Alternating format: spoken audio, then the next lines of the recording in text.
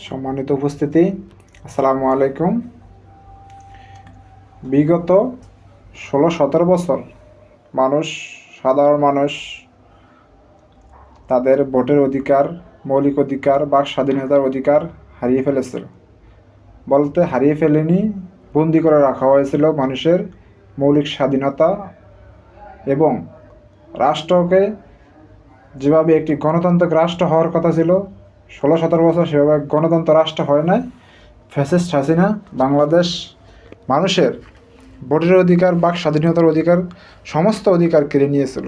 অতএব আমরা চাইব যত দ্রুত সম্ভব বাংলাদেশের জাতীয় নির্বাচন দিয়ে দেশের গণতন্ত্র প্রতিষ্ঠা করা হোক, মানুষের অধিকার প্রতিষ্ঠা করা হোক।